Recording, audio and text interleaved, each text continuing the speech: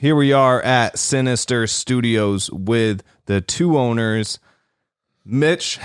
Points to the wrong person, but that's okay. With Taylor Budahazy and Mitch Labulio. Say hi, guys. Hello. Hello. What's up? Hello. You pronounced my last name right. Did I really? Yeah. And mine great. too. Probably because when we were doing the takes of the last one here, we had all those takes. And how That could I was mess the it up best. after that? Yeah, I heard it a million times. So It's okay. I mispronounced my own name. I was like, no, that's awesome. So give me a little background, starting with Taylor, what got you started with music? Oh, I started playing guitar when I was 9 or 10, and it was after seeing some music videos from some of the 80s metal bands that just looked fun. Right. And got a guitar from this kid at school. It was a white Ibanez, and I've been playing for about 20 years now. Damn. What about you, Mitch? yeah, kind of the same deal. I feel like every kid kind of starts off a little bit the same way when they're from 9 to 14 or something like that. I was 11 and I had very musical friends, and their parents were both musicians, and I was just surrounded by drum kits all the time and acoustic guitars. And when I was I don't know, maybe 10 or 11 when American Idiot by Green Day came out. And me and my buddies just listened to that record because it was so cool. It was the shit when it came out. It was just everywhere. And I was like, you know what? I want to play guitar. Dude, And the amount of air guitar I played to that album. it's awesome. It's I had that playing in my room all the time. That album was sick. It's a concept album too. Yep. Who knew? No, that album was dope. Now, why guitar though? Why? What was it about the guitar that stuck out to you more than any other instrument? Well, I did show a little bit of interest in drums. Yep. But his dad would beat him if he played drums in the house. Yeah. Oh yeah, makes sense. It's a You little beat those loud. drums, I'm gonna beat you, boy. No, my dad definitely doesn't sound like that. My dad's like, Mitchell, beat those drums, I'm gonna beat you, boy. That's more like That's it. what he sounds like. And I'll ask you to go More clean the pool Halloweenish. afterwards, Yeah. He sounds like Go clean the pool. I remember in school I wanted to play the drum kit for a band, and they wouldn't let me because I had to learn other percussion instruments first, because they know that little ADHD kids, of course, want to play the drums. So I had to learn the xylophone or the bell set and the mallets first before they let me do anything else percussion. And I remember there was this kid Josh in my class that all of a sudden got to play drums. I was like, why does he get to play drums? Josh. Dad loved him, actually. Yeah, I was like, I think it's because his name is Josh. I was so jealous, and I just never really got a chance until I was 12 to kind of play drums. And at that time, my friend Niall had already started playing drums, and I was like, damn, I want to make a band because of Green Day, So I was like, all right, I guess I'll play guitar. And it was perfect because, I had one or two other guitar friends that were willing to teach me, and, Niall's brother Liam played bass, and we just kind of would jam all the time. I was so bad for years. Yeah. And I remember one time my friend made fun of me for being really bad at guitar in front of these girls. And I was so embarrassed. And I was like, okay, I'm gonna get so good at guitar that it's gonna be undeniable. Right. No one else is gonna tell me that ever. Right. And that will never happen to me again. I do sometimes, though. Just to make him better, though. Well, the sad thing is both you are phenomenal guitarists, so it's just kind of funny to hear that. Thank you. So that being your story, what was why the guitar for you? What was it that stuck out for you? I thought they looked really cool. Yeah. Yeah, it's kind of a stupid answer. I remember seeing this video for Poison, and he had a million different guitars he was using. You know what I'm talking about? And he had 60 BC Rich guitars. He had the Mockingbird and the Warlock and all those. Neon pink. Yeah, and I just liked anything bright and a stupid color. And Dude, they are cool. They're sick. Yeah, I still have a few of them. Sad thing is I owned two growing up. I had two electric guitars, simple ones. never learned how to play. I was always like, yeah, I'm gonna learn. And I could play like something here and there, but I'll never call myself a guitarist until I actually learn it. You got to get a neon colored one. That's probably what it is. That's probably the trick. Make you more motivated. Yeah, you know, it's bound to happen because right now I have the 2 cheapest guitars sitting in my studio because of that. But what was it about, like, your experience? Obviously, you both have been in bands throughout the years. Why start a recording studio? What made you, come up with that decision? Out of spite. Yeah. We didn't like the previous owner. Yeah. So you were just like, I'm going to start it because of that? Yeah. Yeah. No, but really we just looked at it like we've wanted to have a business together since we were younger. Yeah. And we've always talked about doing something music related together, me and Mitch. And we brought our good friend Josh, who's not here right now. Yeah, unfortunately Josh couldn't make it. Yeah, he couldn't make it today. He got tied up with something. Yeah. But he's a great engineer, and the 3 of us just wanted to work together and have our own business, not really have to worry about having a boss or anything. Right. Yeah, I don't want to work for like anyone ever again. I made that decision pretty much when I got a giant tattoo of a bird on my neck when I was 22. So that was kind of the deal breaker right there. Oh yeah, but I've been working for people, You just cover the bird on your neck? No. They just have to accept the bird on it. I worked like the worst jobs ever for so long, and now I'm like, you know what? I have a bird tattooed on my neck. And I'm just like, you know what? Maybe now it's time. It's time. It's cool. You can be like, 20 something working for people, having a bird tattooed on your neck. Right. You can't be 30 working for other people. The same bird tattoo still on your neck. Well, you can, but I don't want to be that guy. So yeah, this is obviously, it was a great opportunity too. This place, I've known Maurice for years, and he was really cool. He always loved me. He was such a nice guy. Oh yeah, yes. And he helped us out when I was in Lakeshore, and he was always really cool. And he loves guitars. He's a guitar player too. So he gets it. And he was really nice to kind of like let us have this place. I remember you told me one night when we were at my house, you were just like, why don't you just call Maurice, see if we can do the studio? Yeah. Like, we deserve that shit. And I was like, you know what? That's not a bad idea. Yeah, now we're here. We started from the bottom. Now we here. Now we're slightly above the bottom. We're like, we out here. We out here in the middle of nowhere, but we yeah. got a great studio here. And we have goats. Actually. And I learned that today, that there's goats here. Now, I've been affiliated with the studio. I've brought it up on the podcast in the past. I've even brought it, the last rendition of it up in the podcast.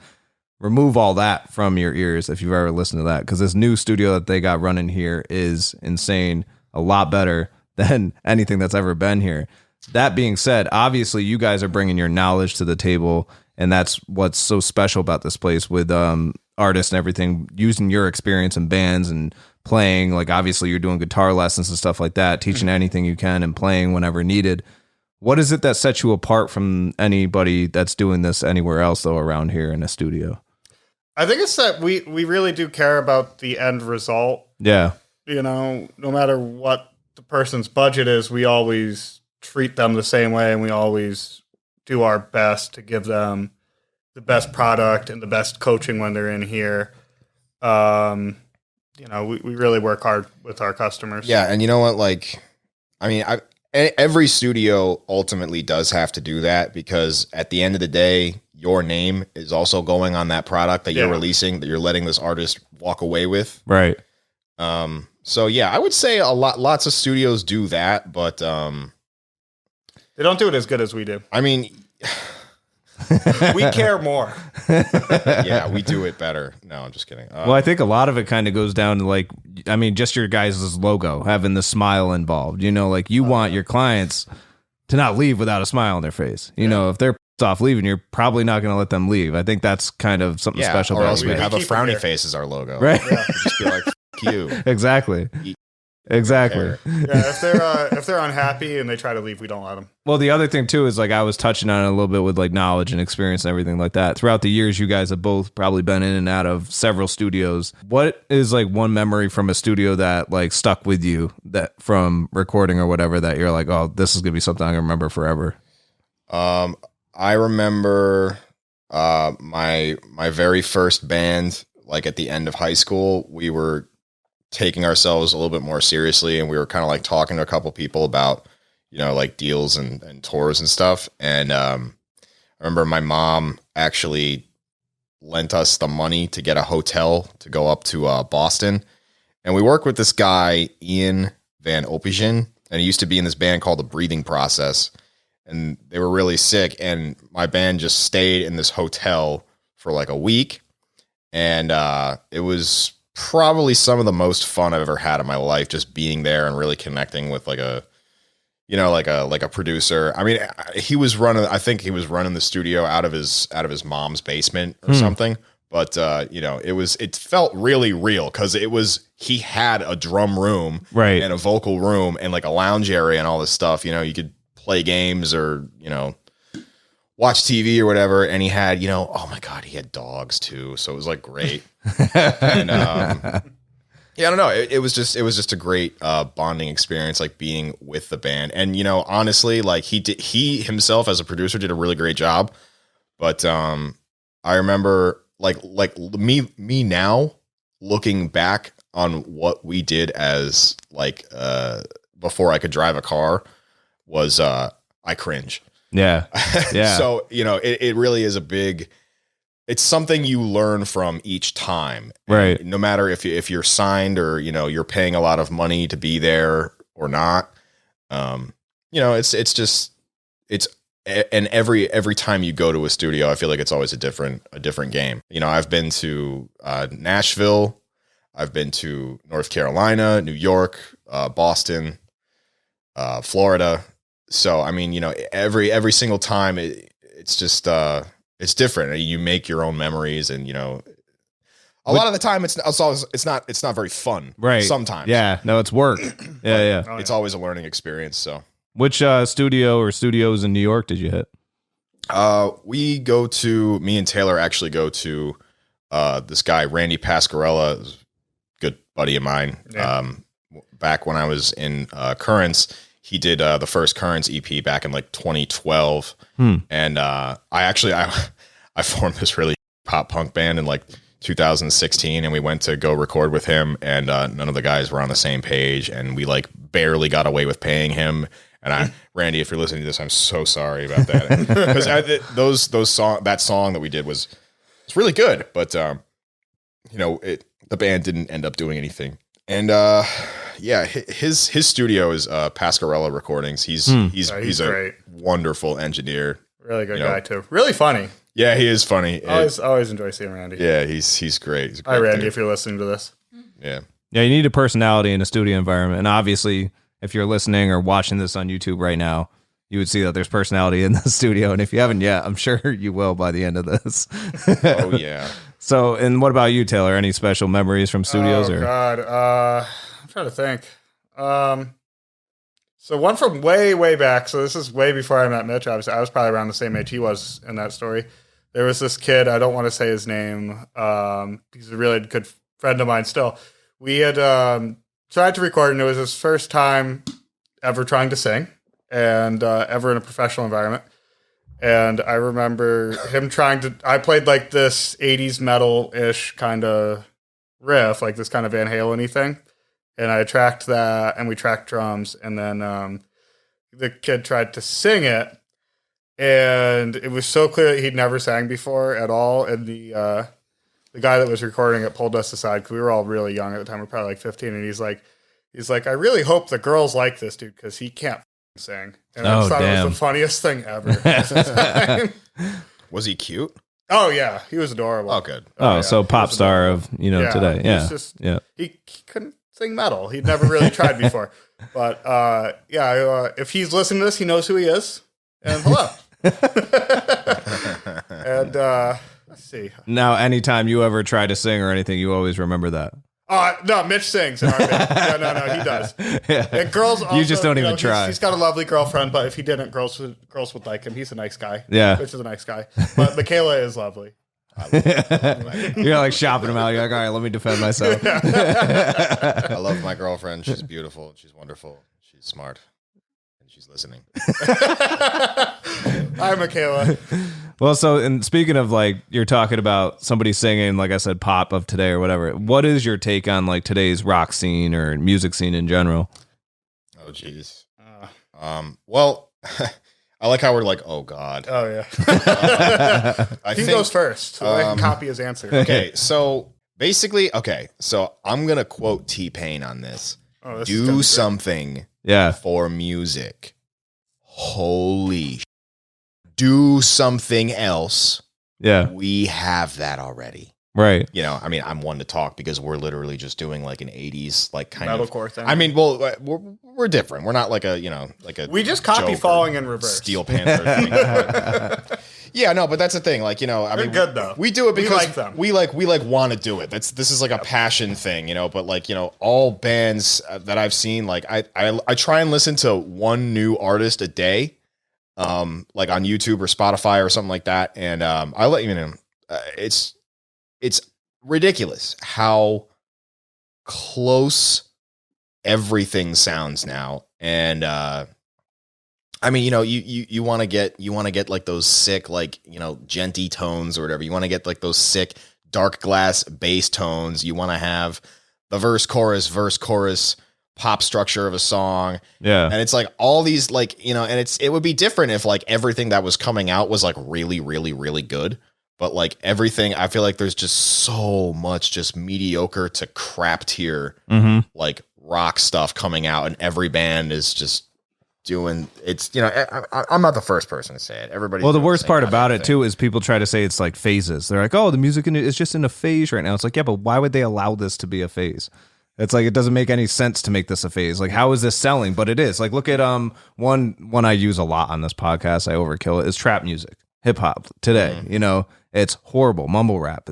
But it's selling. It's like freaking country music. I'm not a huge country music fan, but it's the biggest genre out there. You know, everybody loves it, so I know why it's popular. But at least there's talent in country music. There's no talent in this mumble rap stuff, and it kind of goes. It's kind of like the same in other genres right now. Yeah, I know. It's just really funny, and a lot of that stuff. I think there are some really sick, like really good bands. I think they're just not getting the attention that they deserve because of what's in the forefront. They're getting like overshadowed. Yeah, they're getting overshadowed. I think there's a lot of really good bands. When you pump out all this generic music and everybody wants to be in a band, right? You know, like you're giving the actual like really, really talented bands like a lesser chance of actually being seen, because now there's just this sea of generic cookie cutter crap. Yep. You know, and it's like, I mean, if your band to get more people in here, if your band is really, really good, come record here. You will, yes, please come record here. I love talented people, obviously. I mean, I love very untalented people too, but that's cool. You know, if you're good, like people will notice. Like if you build it, they will come. But now, if you're building something and everybody else is building something, and like it doesn't always work, and it makes me a little sad, because you know, it's like it's the more stuff out there, the less everything shines. Right. So it's, you know. Well, and shine is what sells right now. You know, you get the artists that go to like you brought up the studios earlier. It's funny. You can go to Quad Studios in New York, Times Square, so big. You go in there, they got a pool table in their lounge. It's like, oh, that's so cool. And artists buy that. Or like Tupac got, I actually literally had an artist one time tell me the reason why he recorded at Quad was because Tupac got shot there. And I was like, wow, not really my reason. I'm looking at like the SSL board or something, you know, at least come up with something, you know. But like Tupac ain't dead. But that's a story for another time. So but like the pool table thing, it's like shine. It's like people are like, oh, they have a pool table. I'm going to pay $400 an hour or whatever to record there. It's like, yeah, but are you really going to play pool though? Like, because you're going to be recording. So like, who gives a shit if they got a pool table or not? It's like these shiny objects they have that are selling. And it's like what you said, like producers and quality, like you guys met this producer. A lot of artists aren't looking at that right now. They're looking at like, oh, this dude worked with so-and-so. This dude knows, oh, he's so-and-so's cousin, or he has a Lamborghini or something. So I'm going to let him record me. And it's like, that's today's, I feel like that's today's artists. You know, they're looking for shiny objects. Yeah, I feel like a lot of that probably stems from like the 80s kind of, where like, you know, everybody's flexing on each other, and like it was like the day of the rock star, and like it was very materialistic, and everybody had, you know, $1 million houses in Beverly Hills and all these those cars, were the days. and, Right. you know, and then now if you're in a rock band, you live at your mom's house. You know, if you're I mean, if you're a rapper or something, you know, you got it made. And also being a rapper, you don't have to split as much money with people. And, you know, you're a single entity. You're one person for people to get attached to. You don't have like band members that won't show up or like, you know, quit. Lineup change. Yeah. You know, all that If you're stuff. a good rapper, you don't have 6 ghostwriters, but the ones do have 6 ghostwriters. But Well, yes, if you're a really good rapper, Right. you got to start a pop punk band. Right. And then, You got to have blonde hair. Yeah. and then pick fights. Or with colored in general, right? Slipknot or something. I don't know. I don't know what all them crazy kids are doing nowadays. And you got to be in Whatever it is, movies it's too. working. You got to play Tommy Lee, I think, in the Motley Crue movie. Oh yeah. He did a good job though. I didn't think it was. I mean, you don't need like immense. I don't think he was like acting really so much as he was just being himself. Yeah, What about that other one that's coming out?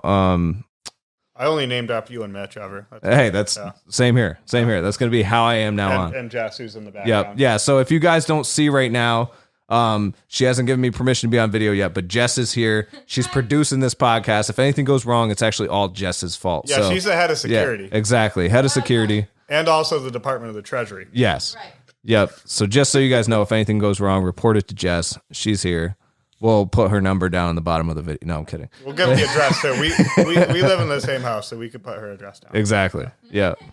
Yeah. So that's 6. So what do you guys have coming up here at the studio?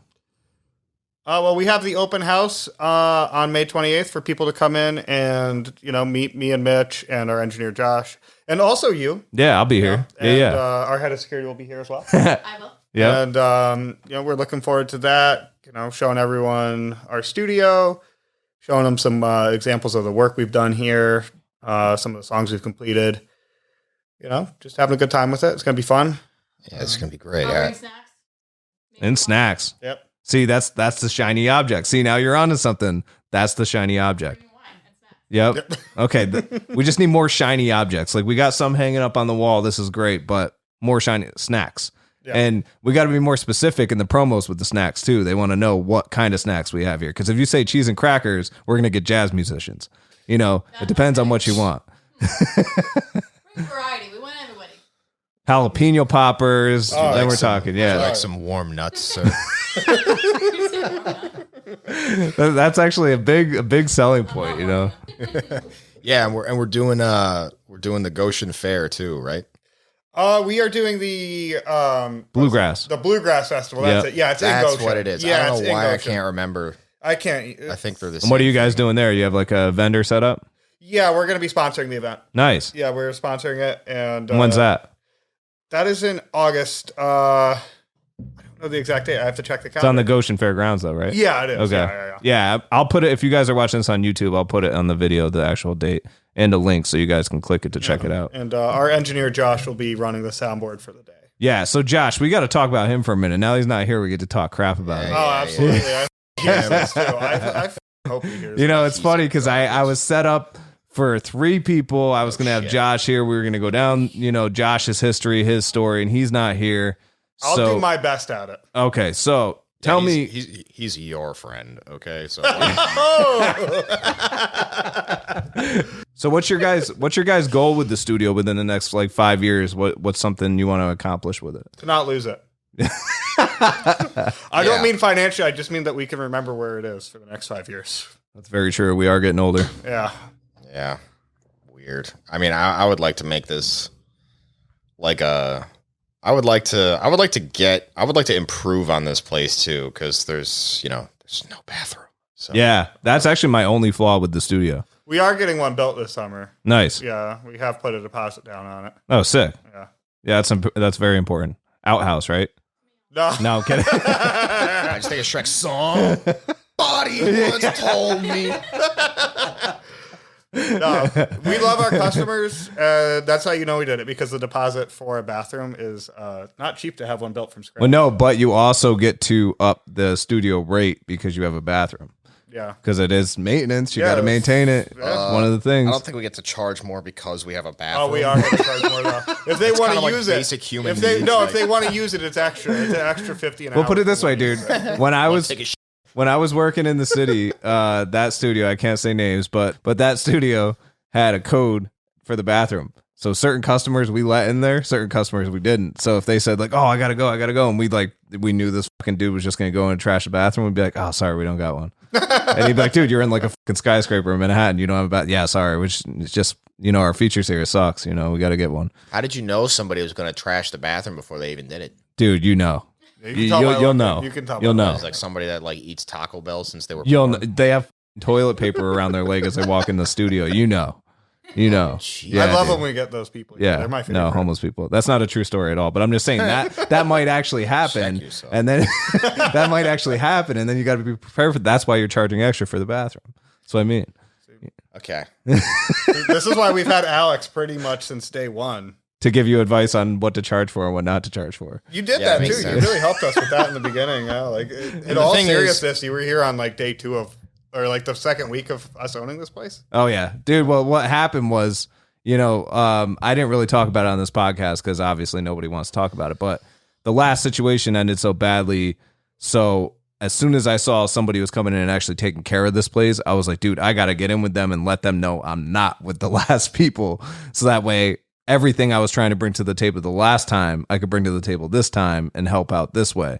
And that's kind of like, we hit it right off the bat, and that's actually like, I couldn't have timed it any more perfectly. Because one thing with me is, I'm all like, fuck my reputation, whatever, it is what it is. But like, I'm like I told you guys from the start, I put all my trust into people right when I meet them. So if you lose that trust, good luck ever getting to know me again. Because like those people, and there's very few, like I can count on one hand how many people lost my trust. But like, so it's that type of thing. I was like, I don't want the owner of this place, Mo, to think of me that way, to think of me as like the last person here. I was like, that matters to me, so I had to get in. That was another reason I had to get in, make that right, so that was a big thing. And it was relieving to me now that I'm here, obviously. It's relieving to me now seeing what you guys did with the place and what you're doing with the place. I'm like, oh my God, there's so much fucking potential here. The only issue is the location, right?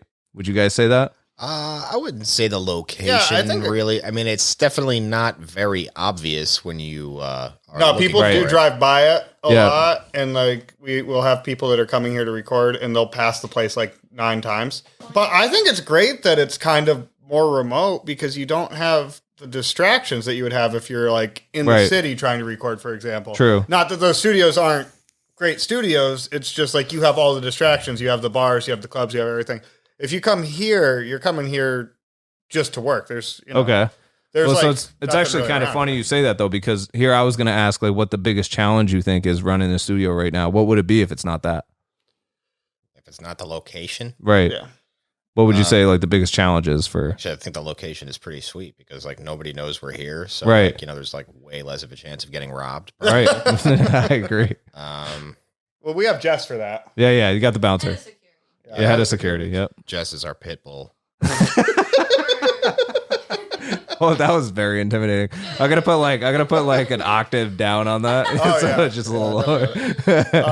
I think the hardest, so for me personally, the hardest thing about, since I've bought the studio from Maurice and have reopened it from what it used to be, which I don't want to say the name of, Right. to what it is now, Sinister Studios, the biggest challenge was what the previous people that were here did, Right. because they, without going too far into it, they had a bunch of people that weren't really happy with the business dealings that they had gotten. Like a lot of people hadn't gotten what they paid for. Bad reputation. Yeah. So then when they see that it's the same building that the old studio used to be in, no matter how different we may run things and how different it like looks inside, they still see things like, oh, it just looks like the previous owner rebranded the studio, which is not the case. Like, previous owner was a totally different person. And I've had a bunch of people message me on like Facebook and Instagram when they see the studio ads on there, and they're just like, is this a new owner or is it just a new name? And that was a real tough thing in the beginning. Like I had probably about 40 to 45 people message me saying that because the previous owner had owed them stuff that I now owed them, money or a song or whatever, or a guitar. And, I tried to be nice, and we worked out some deals with some of those people that had not actually gotten to come in and record with the previous owner because of whatever the issues were that he had. Right. And we made the best out of what we could with them. Yeah. We cut them deals, and they were pretty happy with the finished product. Makes sense. I mean, anything's going to be better than having to freaking do damage control in the last Reputation. I mean, yeah, that was the toughest part. The damage control was definitely the toughest part by far. And I commend you for coming here on your own time and making it better. Because if I didn't straight up live like an hour away from here, I would be down here just as much as you. But I do, so I don't. Yeah, right. It's all good. But this place is kind of gross before, but we made it work. You wouldn't even know now when you look at it what it once was. I Windexed. Yeah, you did. Yeah, everything. Yeah, the mixing board and all. Everything. Yeah. It doesn't work. Yeah, we fixed that. Me and John sort of got it working. The bright side to it is Windex and it's clean, so that's the bright side. That's the bright side. And we actually now have a sponsor on this podcast. It's Windex. It doesn't work, but it's kidding. Clean. I Windex the garbage outside. Can't have dirty garbage. Exactly. No, you can't. So if you want to lean against something, the garbage can is totally the other issue with this place is just the cleanliness. Well, I peed in the garbage can actually, so. See. Well, so don't lean on the garbage can. Yeah. Well, I mean, you could touch it, but I Windexed it after I. Yeah, so it's pretty sterile. Oh, Windex. Yeah, Windex is sterile. You did the Windex after. Yes. Okay, good. All right, so we're good. Urine is sterile too. Yeah. Not as sterile as the Windex is. Is it necessary for me to drink my own urine? No. So many turns. But I do it anyway. It's sterile. I like the taste. Well, that wraps it up here at Sinister Studios. Like Taylor said, come check out the open house on May 28th. What time are you running that on May 28th? 2 to 7-ish. 2 to 7, 2 a.m. to 7 a.m. No, I'm kidding. 2 p.m. to 7 p.m. People can come here at 2 a.m. and look at the door if they want. Exactly. The door will be closed. You could stare at it. But if you come at 2 p.m. to 7 p.m., doors will be open. Open house. You can come in, check the studio out, see if it's the right place for you. I highly recommend it. Also, if you don't catch them then, catch them in August. I'll put the date here if you're watching this on YouTube. Otherwise, follow me on socials to find out the exact date to get to the Bluegrass Festival to check them out there. Meet the guys. Maybe hear a dad joke from Mitch or two. So you might get that out of them. You get to see Mitch. Mitch is pretty goddamn adorable. You're not gonna hear. You're gonna hear more than dad jokes from me. While I have you here, don't do that. While I have you here, yes, we support Johnny Depp, and I am growing out my goatee in honor of male abuse awareness. And I'm trying to spread male abuse awareness because it is really ridiculous to me that people think that men cannot be abused in romantic relationships, and I think that's just a whole bunch of baloney. So I am growing out my goatee, and I encourage all my cute boy guy friends to do the same thing. Support Johnny Depp. Yeah, fuck Amber Heard. Yeah, fuck her, man. Dude, what the hell? I don't even know how that's still going on. Yeah, I don't understand. I liked her doing the bump on the stand when she was on the stand and she had the napkin. Right. Yeah. That was really good. Bullshit, fake crying. Dude, if it wasn't for TikTok, I would have not seen any of this because I won't sit through a whole court case or anything. But those TikToks, you're like, oh my God, no, I got to see this next one. Daily. I get daily updates. Dude, it's nuts. Like, I don't even have to watch TikTok. Like the best part are like Johnny Depp's reactions though. Like when they're like, yeah, you put cocaine in that container, and he's like, well, I'm sure you could put cocaine in it. He's like, there was no cocaine in it. And he's like, oh yeah. They were like, yeah, and you were really drunk that night. And he's like, Were you there? Yeah. Let me set this record straight for that trial real quick. Well, if I can, may I do that? Real quick Go on this ahead. podcast? Yeah. All right. So the dude that starred in the original Nightmare on Elm Street can do no wrong. Oh, I remember the documentary I was trying to bring up before. Sex Pistols coming out with Pistol. That's documentary. right. I saw Did a you see commercial that? for that. Yeah. Looks pretty sick. It looks awesome. Yeah, I want to check that out. So come check Sinister Studios out on May 28th, like I said. Otherwise, check them out in August at the Bluegrass Festival. You can hire each of these guys one at a time or both at the same time to It's more fun help with you. two. Exactly. It's better with two to record whatever you want here in this studio. You can come up with it, make your own genre, do whatever you want. They're totally open to any creation. Yeah, I highly encourage you to make your own genre. Absolutely. Don't make a genre that's already out there. That's stupid. Yeah. That's right. Like I will quote T-Pain again. Do something for music. We just quoted T-Pain 2 times on this. Times this episode. Does that normally happen? Never. That's the Never. first Okay, time so this is ever. the first. I think that's the first time T-Pain's been quoted once Oh, on this okay. podcast. So how many times? Let me ask you this. So how many times has R. Kelly been brought up on the podcast? Well, it depends. When R. Kelly was on the podcast, no, I'm kidding. But yeah, but yeah, no, that wraps it up here at Sinister Studios. Thank you guys for coming on. You can follow both of them on social media at Sinister Studios CT. You could also find him at Taylor Budahazy. Yep. And at Mitch Labulio Yep. on socials. Be sure to check them out. And thanks again, guys. Thank you for having us. Thank man. you for having us. Yeah. It was fun.